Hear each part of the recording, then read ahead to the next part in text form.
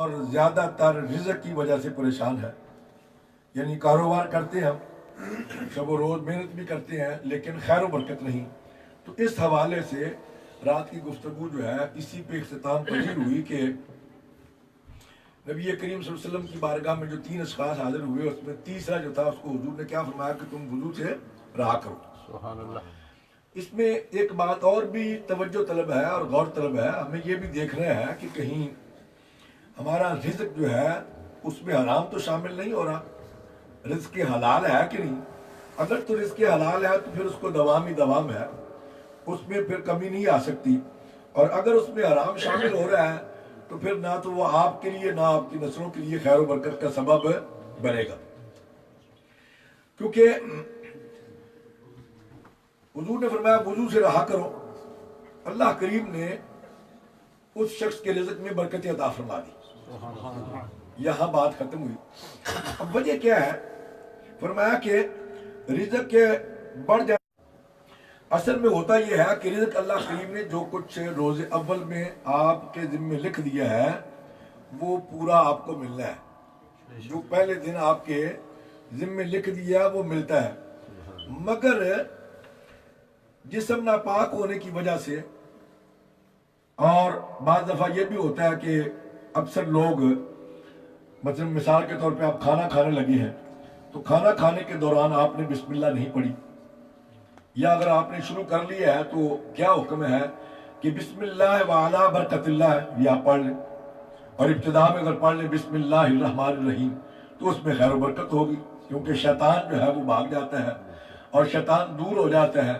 پھر اس میں آپ کے لیے خیر و برکت کا سلسلہ شروع ہو جاتا ہے. اور اگر آپ بسم اللہ نہیں پڑھتے تو شیطان آپ کے ساتھ کھانے میں شامل ہو جاتا ہے اور اس میں خیر و برکت نہیں ہوتی. اسی طرح فرمایا کہ رزق تو اللہ کریم کی طرف سے پورا ملتا ہے، لیکن شیاطین اور بلائیں جو آ جاتی ہیں وہ اس کا رزق چھین لیتی ہیں.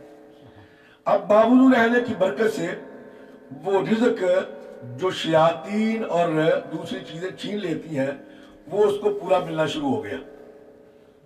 وضو سے رہنے سے اس کی برکت سے وہ رزق جو شیاطین اور دیگر چیزیں چھین لیتی ہیں وہ اس کو پورا ملنا شروع ہو گیا، اور اس میں برکت تمام رہی. جتنا رزق اس کا مقرر تھا اتنا رزق اس کو ملنا شروع ہو گیا. اللہ کریم نے ازل سے جو لکھا ہوا ہے وہ بڑھتا نہیں. انسان خود اپنی کوتاہیوں سے اپنا رزق کم کرا دیتا ہے. جیسے کہ میں نے عرض کر دیا نا، کھانے سے پہلے اگر بسم اللہ پڑھ لیں تو برکت ہوتی ہے. اگر درمیان میں آپ کو یاد آ گیا تو بسم اللہ وعلا برکت اللہ وہ پڑھ لیں تو شیطان اس میں شامل نہیں ہوتا. تنگ دستی کا ایک دوسرا نبوی نسخہ، تنگ دستی کا ایک دوسرا نبوی نسخہ جو میں نے اس کیا تھا وہ کیا تھا؟ استغفار. وہ کیا تھا؟ مشکات شریف کی حدیث ہے جس کا مفہوم یہ ہے کہ حضور نے فرمایا کہ جو شخص استغفار کو اپنے اوپر لازم کر لیتا ہے اللہ جل شانہ اس کو ایسی جگہ سے رزق عطا فرماتے ہیں. اللہ تعالیٰ اس کو ایسی جگہ سے رزق عطا فرماتے ہیں جہاں سے اس کو گمان بھی نہیں ہوتا، یعنی وہ سوچ بھی نہیں سکتا. اسی طرح ایک اور حدیث کا مفہوم ہے، فرمایا کہ جب آدمی استغفار کرتا ہے تو یہ استغفار اس کے گناہوں کا کفارہ بن جاتا ہے. سبحان اللہ. استغفار اس انسان کے، اس آدمی کے گناہوں کا کفارہ بن جاتا ہے اور اس کو رزق جو ہے وہ پورا ملنا شروع ہو جاتا ہے. یاد رکھیں کہ استغفار تمام وبالوں اور گناہوں کو روک لیتا ہے. استغفار تمام وبالوں اور گناہوں کو روک لیتا ہے، کیونکہ جب آدمی استغفار کرتا ہے تو جانتے ہوئے یا نہ جانتے ہوئے عمدن گناہ یا خطائیں جو ہو جاتی ہیں تو اس گناہ کا صلہ دنیا میں وبال ہے اور آخرت میں عذاب. یہ بات سمجھ لیں کہ جو آپ خطائیں کرتے ہیں، غلطیاں کرتے ہیں، فرمایا کہ اس کا صلہ بدلہ دنیا میں کیا ہے؟ وبال، اور آخرت میں کیا ہے؟ عذاب. اب میرا اللہ جو ہے وہ بڑا کریم ہے اور غفور رحیم ہے، تو پھر हुजूर की उम्मत के होने की वजह से, क्योंकि हम हुजूर के उम्मती हैं, हुजूर के उम्मती होने की वजह से हमको बड़ी पा छूटे हैं। तो फरमाया कि हुजूर का उम्मती होने की वजह से अल्लाह ताला दुनिया में उसको वबाल में मुब्तला नहीं फरमाते, दुनिया में उसको वबाल में मुब्तला नहीं फरमाते। उसका रिज़्क कम कर देते हैं, उसका रिज़्क कम कर देते हैं। वो रिज़्क कम होना जो है वो वबा को रोक लेता है, वो वबा को रोक लेता है। और फरमाया कि जब आदमी इस्तग़फ़ार करता है, इस्तग़फ़ार करता है, इस्तग़फ़ार का माना है तौबा करता है, अल्लाह की बारगाह में अपने गुनाहों से माफ़ी मांगता है, तो उसका वबाल इस्तग़फ़ार जो है वो उससे रिज़्क जो है वो पूरा हो जाता है, उससे रिज़्क पूरा हो जाता है। अब मैं ये अर्ज़ कर दूं कि एक नुस्खा भी आपको बता दूं। हदीस नबी जिसका मफ़हूम ये है, अगर कोई शख्स, हदीस नबी है उसका मफ़हूम ये है कि अगर कोई शख्स, मैं चूंकि थोड़े वक्त में ज़्यादा मालूमात आप तक पहुंचाना चाहता हूँ, इसलिए टाइम को जरा ही बचा रहा हूँ। 25 या 27 मरतबा रोजाना ये दुआ पढ़ ले, ये दुआ में जो भी अर्ज करने लगा, ये दुआ पढ़ ले तो उसको 2 चीजें मिलेगी। वो दुआ क्या है? अल्लाहुम्मा ग़फ़िरली, अल्लाहुम्मा ग़फ़िरली वलिल मुमिनीना वल मुमिनाति वल मुस्लिमीना वल मुस्लिमात। हदीस शरीफ का मफ़हूम है कि अल्लाह ताला उस शख्स को मुस्तजाब दावत बना देते हैं, उस शख्स को मुस्तजाब दावत बना देते हैं। आज हर शख्स परेशान है और हमारी दुआएं कबूल नहीं होती। अक्सर लोगों ने, आप देखा है अक्सर लोगों ने कि वो इस चीज का गिला करते हैं कि हम दुआ तो करते हैं लेकिन दुआएं कबूल नहीं होती। जब ये बंदा ये पढ़ेगा, ये इस्तग़फ़ार करेगा, तो वो खुद मुस्तजाब दावत हो जाएगा। और वो शख्स जो अपने रब से मांगेगा, वो शख्स जो अपने रब से, अल्लाह करीम उसको अता फरमाएंगे। अगर वो सारे आलम के लिए भी मांगेगा, यानी तमाम दुनिया के लिए भी मांगेगा, तमाम जहानों के लिए भी मांगेगा, अल्लाह करीम फिर भी अता फरमाएगा, क्योंकि मेरे रब की बारगाह में कोई कमी नहीं है। फरमाया कि अल्लाह करीम इस अमल वाले की बरकत से मखलूक को भी रिज़्क़ अता फरमाएगा, यानी इसका जो बंदा आमिल हो जाएगा उसकी बरकत से अल्लाह ताला दूसरी मखलूक को भी रिज़्क़ अता फरमाएंगे। क्योंकि उसकी वजह यह है कि एक है अपनी जात के लिए इस्तग़फ़ार करना, एक है अपनी जात के लिए इस्तग़फ़ार करना, और एक है दूसरे मोमिनीन और मुस्लिमीन मुस्लिमात मोमिनात के लिए इस्तग़फ़ार करना। तो जाहिर है कि हर मुसलमान मोमिन मर्द और औरत के लिए रहमतों के दरवाजे खुल जाएंगे, अल्लाह की रहमतों के दरवाजे, मुश्किलात आसान हो जाएंगी और परेशानियां दूर हो जाएंगी और उनको गमों से निजात मिल जाएगी। याद रखें, अल्लाह करीम को 2 किस्म के अफराद जो है, 2 किस्म के लोग जो है वो सख्त नापसंद है। अल्लाह ताला को 2 किस्म के अफराद सख्त नापसंद है। फरमाया कि पहला वो शख्स जिस शख्स ने उम्र गुजार दी, जिंदगी गुजार दी, अब बुढ़ापे पे पहुंच गया, मसलन 50 साल से ऊपर उसकी उम्र हो गई। तो आजकल तो इतनी उम्रें होती है ना, 50 साल से ऊपर उम्र हो गई, बुढ़ापे में पहुंच गया और उस शख्स ने अब भी गुनाहों से तौबा नहीं की, उस शख्स ने अब भी गुनाहों से तौबा नहीं की, अल्लाह को वो शख्स बड़ा ही नापसंद है। दूसरा फरमाया कि वो इंसान जो गुर्बत में मुबतला है, परेशानियों में घिरा हुआ है, मफलूकुल हाल है, और उसके बावजूद भी वो अपने रब की तरफ रुजू नहीं करता। क्या बात है, क्या बात। उसके बावजूद भी वो अपने रब की तरफ रुजू नहीं करता, अल्लाह से लौ नहीं लगाता, अल्लाह से ताल्लुक पैदा नहीं करता, बारगाह रबूबियत में जारी नहीं करता। तो फरमाया कि अल्लाह करीम के नजदीक ये दोनों अशखास जो है वो बड़े नापसंदीदा है। याद रखें कि जब मोमिन मुसलमान आमाल छोड़ता है, फरमाया कि वो जानवरों से भी बदतर हो जाता है। मोमिन मुसलमान आमाल छोड़ देता है तो वो जानवरों से भी बदतर हो जाता है। उसको सोचना चाहिए कि उस पर जो परेशानियां आ रही हैं, जो मुसीबतें आ रही हैं, وہ اس لیے کہ انسان سب کچھ چھوڑ کر اپنے رب کی طرف رجوع کرے۔ اللہ تعالیٰ اس کو ایک وارننگ دے رہے ہیں، جیسے کہ حضرت اسرائیل سے کسی نے کہا اجپا کہ آپ نے بتایا ہی نہیں، انہوں نے فرمایا کہ میں تو بار بار تمہیں بتاتا رہا اجپا، کبھی ایکسیڈنٹ ہوا تو اس کی صورت یہی تھی کہ میں آ رہا ہوں، کبھی اجپا تو گرا اجپا فلاں چیز ہوئی، کبھی فلاں تکلیف آئی، کبھی فلاں پریشانی آئی، تو فلاں موقع پہ بیمار ہوا، تمہیں فلاں تکلیف آئی، تو نے پھر خیال نہیں کیا، تو نے پھر توجہ نہیں کی، اب وقت آ گیا کہ میں تجھے لینے کے لیے آ گیا ہوں۔ تو فرمایا کہ مختلف قسم کی پریشانیاں جو آ رہی ہیں وہ انسان کو یہ بتانے کے لیے کہ سب کچھ چھوڑ کر وہ اپنے رب کی طرف رجوع کرے، مگر جب انسان اپنے رب سے دور ہو جاتا ہے تو رب تعالیٰ بھی اس کو دور کر دیتے ہیں اور رب تعالیٰ بھی اس سے قطع تعلق کر لیتے ہیں۔ ایک اور حدیث پاک کا مفہوم کہ جب بندہ جب کہتا ہے یا رب یا رب، اے میرے اللہ اے میرے اللہ، تو آواز آتی ہے اے میرے بندے اے میرے بندے۔ اللہ کریم ہے نا، بڑا غفور رحیم ہے، بڑا کریم ہے۔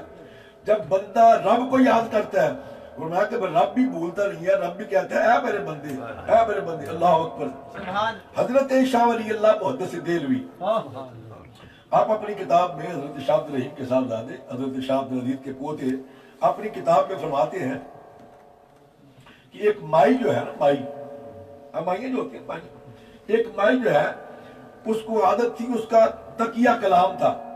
تقیہ کلام سمجھتے ہیں کہ کوئی بھی بات ہو نہیں پاتی اس وقت کوئی بات کہہ نہیں، اس کا تقیہ کلام تھا کہ یا رسول اللہ، جو بھی بات ہو رہی نا یا رسول اللہ یا رسول اللہ، اٹھتے بیٹھتے، کوئی بات ہو رہی کوئی معاملہ ہو رہا اٹھتے بیٹھتے یا رسول اللہ۔ وہ لکھتے ہیں کہ جب وہ مائی فوت ہو گئی نا، مائی فوت ہو گئی تو رشتے آگے حساب کتاب والے، تو اس کے بعد اس کے گھر والوں نے مائی سے پوچھا کہ بھئی تیرا معاملہ کیسا رہا، تیرا معاملہ کیسا رہا؟ اس نے کہا کہ فرشتے آئے تھے، فرشتے آئے تھے تو میں تو پہلے ڈر گئی، لیکن پھر جب میں نے ان کو دیکھا اور میں ڈر گئی تو میرے منہ سے فوراً نکلا کہ یا رسول اللہ، فوراً نکلا یا رسول اللہ، تو بس انہوں نے مجھے کچھ بھی نہیں کہا اور وہ چلے گئے۔ نعرہ رسالت، نعرہ رسالت، نعرہ رسالت، دربار علی علی پور سجدہ شریف۔ فرمایا کہ جب بندہ کہتا ہے میرے رب کہتا ہے میرے بندے میری مدد آئی تیرے لیے، میری مدد آئی۔ فرمایا کہ اب انسان جو ہے وہ اپنی زندگی کو بدلنے کے لیے تیار ہی نہیں ہو رہا تو اللہ کیا کرے؟ انسان کو چاہیے کہ وہ اپنی زندگی کو تبدیل کرنے کی کوشش کرے۔ فرمایا کہ اللہ کا اور انسان کیا چاہتا ہے، بندہ کیا چاہتا ہے کہ وہ اللہ کے قانون کو تبدیل کروائے، اللہ کے قانون کو تبدیل کروائے، اللہ کے قانون کو تبدیل کروانے کی فکر میں ہے، لیکن یاد رکھیں اللہ کا قانون نہیں بدلے گا، اللہ کا قانون نہیں بدلے گا۔ ہم بدلیں گے تو اللہ کریم فرماتے ہیں کہ میرے بندے تو بدل جا، تھوڑا سا سمجھ جا، پھر دیکھ میں تیری مدد کو کیسے پہنچتا، میری مدد کیسے تیرے پاس آتی ہے، میں کیسے تیری مدد کرتا ہوں۔ قرآن کریم میں اللہ کریم ارشاد فرماتے ہیں کہ اذا جاء نصر اللہ، اذا جاء نصر اللہ والفتح ورأیت الناس یدخلون فی دین اللہ افواجا، فی دین اللہ افواجا۔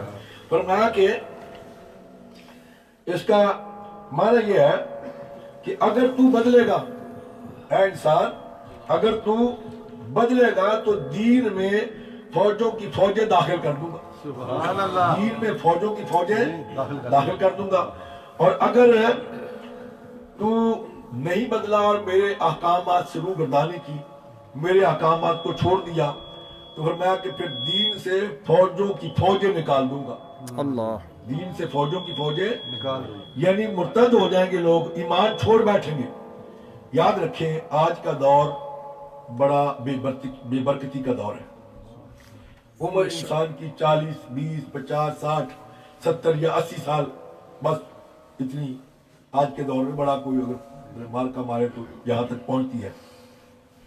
تو فرمایا کہ اور محسوس ایسا ہوتا ہے آج کے دور میں کہ یہ کل کی بات ہے، مثلا اگر کسی کی 70 سال کی عمر ہے تو ایسے ہی لگتا ہے جیسے کل کی بات ہے.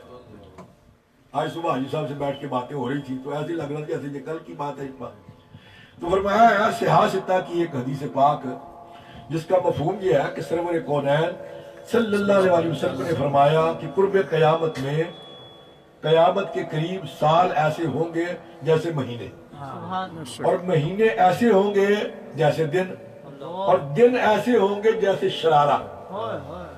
دن ایسے ہوں گے جیسے شرارہ کیا ہے؟ یہ چنگاری نہیں ہوتی. چنگاری کبھی آپ نے پاکستان میں دیکھا ہوگا، آگ جلاتے ہیں نا تو چنگاری اڑتی ہے تو پھر نیچے سوا بن کے بیٹھ جاتی ہے. فرمایا اس کو شرارہ کہتے ہیں.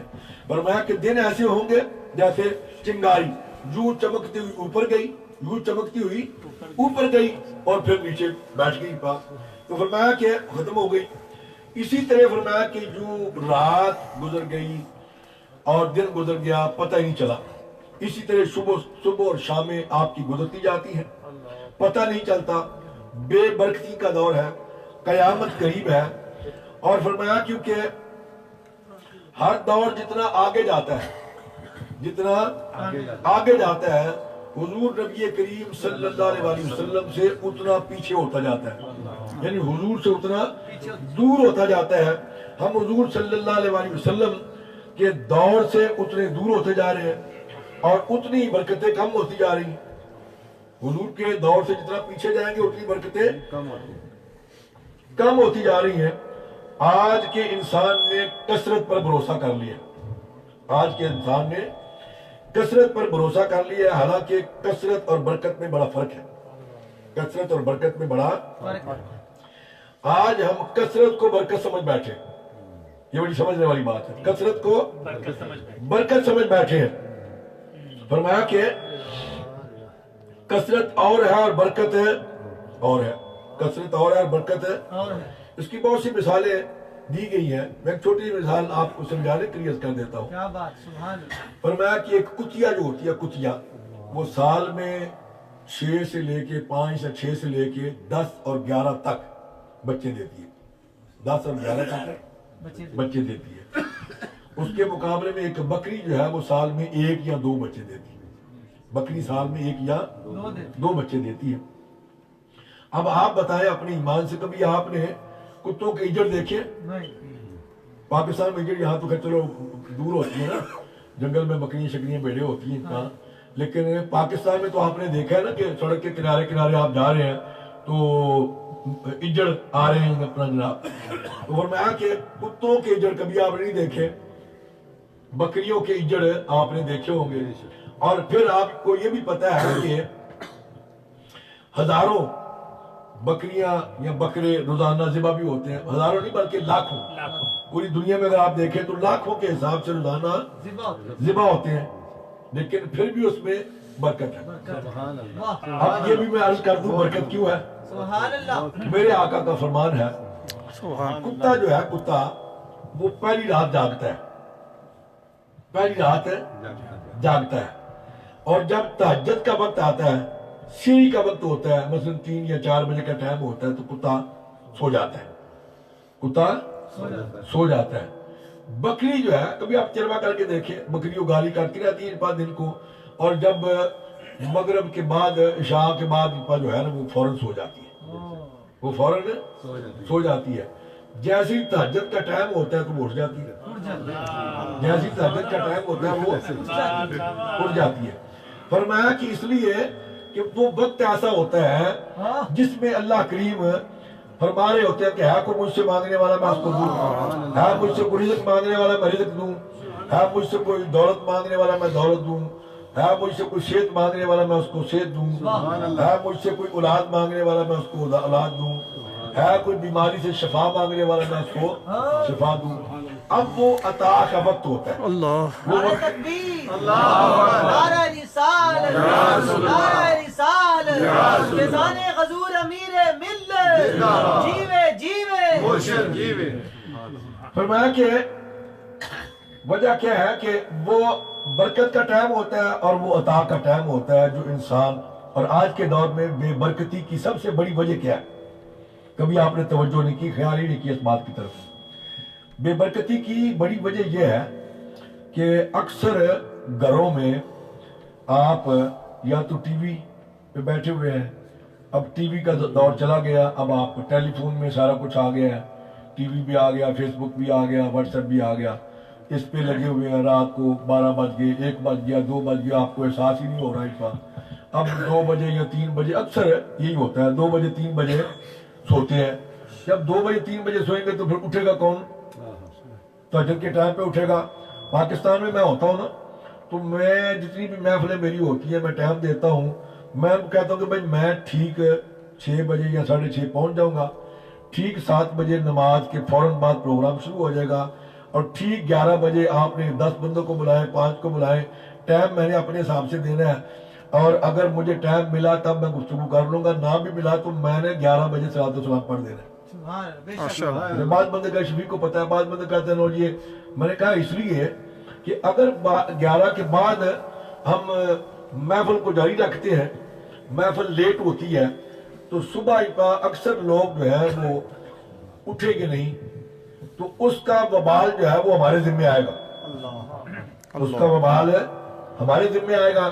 اس لیے میری یہ کوشش ہوتی ہے کہ میری اپنی جتنی بھی محفلیں ہوتی ہیں اس کا ریکارڈ ہے کہ 11 بجے سے پہلے یا حد 11 بجے ٹھیک صلاۃ و سلام دعا، اس سے آگے نہیں، کیونکہ اس کے بعد یہ ہے کہ آپ کے پاس 3 4 5 گھنٹے ہیں، آپ جا کے آرام سے 6 گھنٹے، بلکہ 11 بجے آپ تو صبح 6 7 بجے جا کے تو فجر ہوتی ہے، تو آپ آرام سے جا کے سو کے فجر کی وقت اٹھ کے اپنے کام کاج بھی کر سکتے ہیں، اپنے معاملات بھی کر سکتے ہیں۔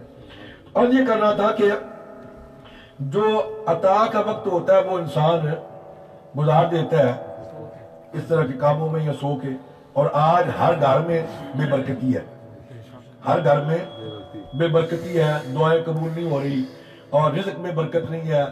کل بھی میں نے عرض کیا تھا کہ ایک بندہ پرسوں میرے پاس آیا، کہنے لگا جی میں بڑا کمانا ہوا، 15 16 گھنٹے ٹیکسی چلانا ہوا، پیسے آتے بھی بڑے نے، اندر جی پیسے آتے بھی بڑے نے، لیکن پتہ نہیں لگتا کدھر جاتے، پتہ نہیں لگتا کدھر جاتے ہیں۔ یہ کیا ہے؟ یہ بے برکتی ہے۔ تو فرمایا کہ کثرت اور برکت میں ایک بات اور یاد کر لیں، سبحان اللہ، کثرت اور برکت میں ایک بات اور یاد کر لیں۔ آپ کو میں تمیز کرنے میں سمجھا رہا ہوں کہ آسانی ہو جائے گی کہ کثرت ہے یا برکت ہے۔ فرمایا کہ وہ کیا ہے؟ جس کے پاس مال بہت زیادہ ہے، اللہ جل شانہ کی طرف سے بڑی نعمتیں اس کو عطا ہے، بڑا مالدار ہے، دنیا کی ہر نعمت ہے اس کے پاس۔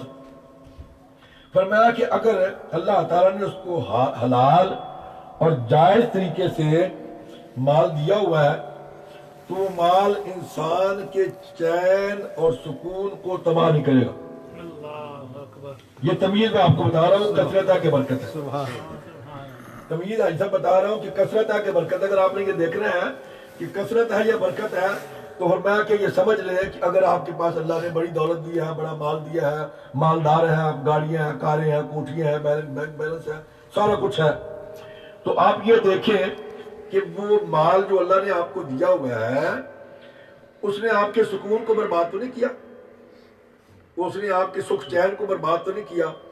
اگر آپ کا چین لوٹ لیا ہے تو فرمایا کہ سمجھ لیں یہ کثرت ہے، برکت نہیں ہے، یہ کثرت ہے، برکت نہیں ہے۔ اور جس مال نے چین کو لوٹ لیا وہ کثرت ہے۔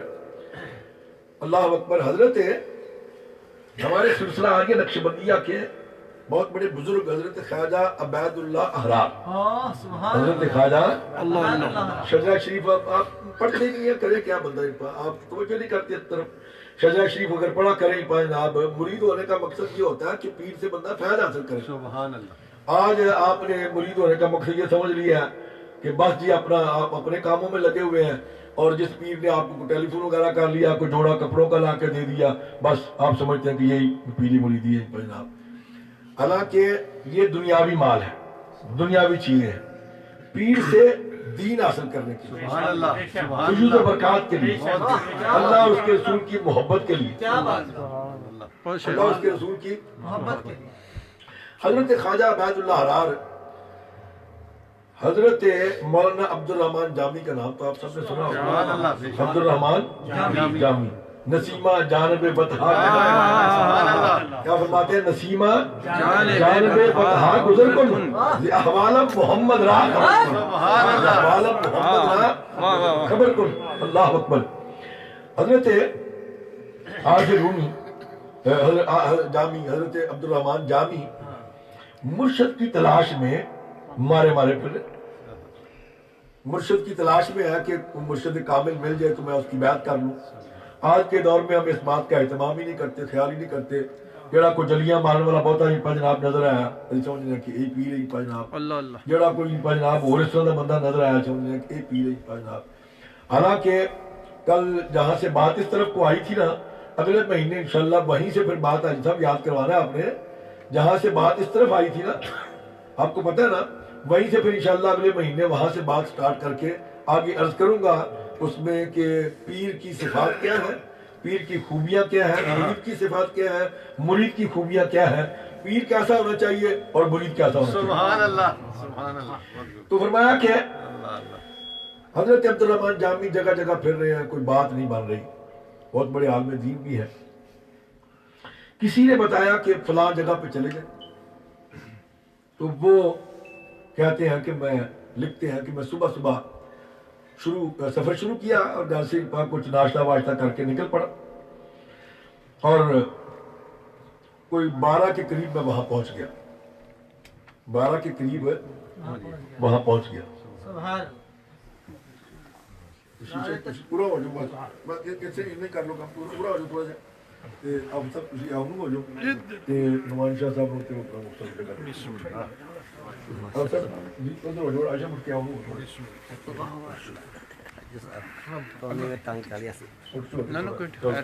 بسم اللہ. اچھا توجہ فرمائے بھائی، بسم اللہ. بس توجہ کریں. حضرت خواجہ وہ کہتے ہیں کہ میں وہاں پہنچ گیا. کہتے ہیں کہ میں جب وہاں پہنچا تو میری عقل دنگ رہ گئی. میں بڑا حیران ہوا کہ مجھے تو بتایا گیا تھا یہ بڑے اللہ کے پہنچے ہوئے ولی ہیں، بڑے کامل ولی ہیں، بڑے اللہ کے نیک بندے ہیں. وہ کہتے ہیں جب میں گیا پہلی حویلی میں داخل ہوا تو میں نے کیا دیکھا کہ بھینسیں بندھی ہوئی ہیں، ان کے گلوں میں جو سنگل ہے وہ سونے کے ہیں، ان کے گلوں میں جو سنگل ہے وہ سونے کے ہیں. اس پر جناب آگے میں گیا دوسری حویلی میں، وہاں دیکھا گھوڑے بندھے ہوئے ہیں، نسل کے گھوڑے بندھے ہوئے ہیں. گھوڑے جن قلوں کے ساتھ بندھے ہوئے ہیں وہ قلے سونے کے ہیں. گھوڑوں کے سم وہ نیچے نہیں ہوتی نال جس کو کہتے ہیں سم، وہ نیچے جو نالے ہیں وہ بھی سونے کی ہیں. وہ کہتے ہیں میں بڑا پریشان ہوا کہ مجھے تو یہ بتایا گیا یہ اللہ کے بڑے کامل ولی ہیں، پہنچے ہوئے ہیں، اور یہ تو کوئی دنیا دار ہے، پیر ہے، دنیا دار بندہ ہے، یہ تو ہو نہیں سکتا. تو انہوں نے ایک شعر پڑھا کہ مرد آ نیست دنیا دوست دارت، مرد آ نیست دنیا دوست، یعنی وہ بندہ اللہ کا بندہ نہیں ہو سکتا جو دنیا سے پیار کرے، جو دنیا سے پیار کرے. خیر آپ کہتے ہیں کہ میں نے سوچا کہ اب آ تو گیا ہوں، دوپہر کا ٹائم ہے تو میں مسجد میں جاتا ہوں، تھوڑا آرام کر لیتا ہوں، اور زور کی گرمی کا موسم ہے تو زور کے بعد دن ڈھلنا شروع ہو جائے گا، تو زور کی نماز کے بعد میں واپس سفر شروع کر لوں گا، میں واپس سفر شروع کر لوں گا. آپ لکھتے ہیں کہ میں مسجد میں چلا گیا، مسجد میں جا کے لیٹ گیا. جب مسجد میں لیٹ گیا تو کہتے ہیں کہ میں نے خواب میں کیا دیکھا کہ حشر برپا ہے. خواب میں کیا دیکھا کہ حشر ہے، حساب کتاب ہو رہا ہے، سب کے حساب ہو رہے ہیں. وہ لکھتے ہیں کہ میری بھی باری آ گئی، حساب کتاب میں میری باری آ گئی. جب میری باری آئی تو میں پیش ہوا تو حساب میں تو میں پورا اترا ہے، نیکیاں میری زیادہ ہو گئی، نیکیاں میری زیادہ ہو گئی. ایک بندہ آ گیا، اس نے کہا کہ جناب جامی صاحب آپ نے مجھ سے اتنے پیسے ادھار لیے تھے وہ مجھے دیں، اتنے پیسے ادھار لیے تھے وہ مجھے دیں. جامی صاحب کہتے ہیں کہ بھائی پہچان لیا، بھائی بات تو تیری ٹھیک ہے پر یہاں میں کیسے کہاں سے دوں، تم نے وہاں لیے نہیں دنیا میں تو وہاں سے لے. اس نے کہا کہ جناب وہاں آپ نے دیے ہوتے تو میں لیتا نا، وہاں تو آپ نے دیے ہی نہیں، تو وہاں میں کیسے لیتا ہی جناب. تو آج میرا حساب کلیئر کرے. میں پچھلے دنوں ایک حدیث پاک پڑھا تھا، حضور نے فرمایا کہ اگر ایک شخص جو ہے وہ اللہ کے راستے میں شہید ہوتا ہے، پھر دوبارہ زندہ کیا جاتا ہے، پھر شہید ہوتا ہے، پھر زندہ کیا جاتا ہے، پھر شہید ہوتا ہے، لیکن اگر اس نے کسی کا قرض دینا ہے، اگر اس نے کسی کا قرض دینا ہے وہ کبھی جنت میں نہیں جا سکے گا۔ بعد مولانا نے کہا کہ بھائی یہاں کیسے تم، حکم ہوا فرشتوں کو کہ ان کو مولانا کی نیکیاں اس بندے کو دے دے اور ان کو تم جہنم میں ساتھ لے جاؤ۔ مولانا لکھتے ہیں کہ میں نے اللہ کی بارگاہ میں عرض کی یا اللہ تھوڑی سی مول دی جائے، میرے بڑے جاننے والے ہیں، میں کسی سے مانگ کے لے آتا ہوں۔ اللہ تعالیٰ نے فرمایا کہ جاؤ، اور وہاں تو آپ کو پتا نفسا نفسی کا عالم ہوگا، ہر ایک کو اپنی اپنی پڑی ہوگی، ہر ایک کو، اور ایک نیکی کی بڑی قیمت ہوگی، ایک نیکی کی بھی۔ مولانا گئے، دوستوں کے پاس گئے، احباب کے پاس گئے، جاننے والوں کے پاس گئے، جناب رشتہ داروں کے پاس گئے، عزیز و اقربا کے پاس گئے، بیوی بچوں کے پاس، سب طرح سے جواب ہو گیا، پریشانی کے عالم میں واپس آ رہے ہیں، پریشانی کے عالم میں واپس آ رہے ہیں۔ تو آپ لکھتے ہیں کہ میں نے کیا دیکھا کہ ایک بزرگ اسی شان سے گھوڑے پر سوار 120 خلفاء کی جماعت پیچھے ساتھ میں، اور وہ سوار آ رہے ہیں، ادھر سے میں آگے سے جا رہا ہوں، تو مجھے فرماتے ہیں کہ مولانا کیا بات ہے، کیوں پریشان ہے؟ تو میں عرض کرتا ہوں، سارا معاملہ عرض کرتا ہوں کہ جناب اس طرح سے یہ ہے۔ تو آپ فرماتے ہیں وہ میرے ساتھ، تو مجھے لے کے اللہ کی بارگاہ میں عرض کرتے ہیں یا اللہ میری نیکیوں میں سے تیری بارگاہ میں جو قبول ہے اس میں سے ان کی ادائیگی کر کے ان کو جنت کا پروانہ دیا جائے، جنت کا۔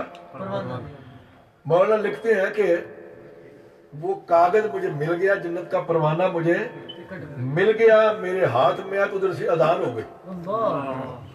آپ کو پتہ ہے نا کہاں سے؟ مسجد سے۔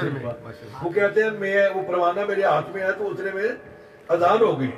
وہ کہتے ہیں کہ میں جب اٹھا نہ بیدار ہوا تو کاغذ واقعی میرے ہاتھ میں تھا، میں نے فوراً اس کو سنبھالا اور جا کے وضو کیا، وضو کر کے آ کے سنتیں ادا کی، اور نماز کے لیے ابھی بیٹھا ہوا تھا جماعت کے لیے، تو بائیں طرف سے دروازہ کھلا، بائیں طرف سے دروازہ کھلا، تو وہی شخصیت جنہوں نے ابھی ابھی اللہ کی بارگاہ میں میری سفارش کی، وہ شخصیت اندر داخل ہوتے ہیں۔ مولانا کہتے ہیں میں اٹھا اور حضرت کے قدموں میں گرا، حضرت نے مجھے اٹھا کے جناب سینے سے لگایا اور میں کہ مولانا اپنا شعر مکمل کریں، مولانا اپنا شعر مکمل کریں۔ مولانا نے کیا کہا تھا کہ مردان نیک دنیا دوست دارد، آپ نے فرمایا اگر دارد برائے دوست دارد، اگر دارد برائے دوست دارد۔ اب میں مناسب نہیں سمجھتا کہ مفتی صاحب بھی تشریف لے آئے ہیں، تو اس سے آگے میں پھر جاؤں انشاءاللہ، یہی بات کو روک کے اگلے مہینے 22 تاریخ کو سب نوٹ کر لیں، 22 تاریخ کو جو درس تصوف اور ماہانہ ختم خواجگان شریف کا پروگرام جو بریڈ فورٹ میں ہوتا ہے، اس میں انشاءاللہ العزیز یہیں سے بات آگے شروع کر کے پھر پچھلی جو بات تھی جہاں سے کل بات اس طرف کو آئی تھی، انشاءاللہ اس بات کو میں مکمل کروں گا۔ اللہ تعالیٰ میری آپ کی حاضری کو مقبول و منظور پائے۔ وآخر دعوانا الحمدللہ رب العالمین۔ اب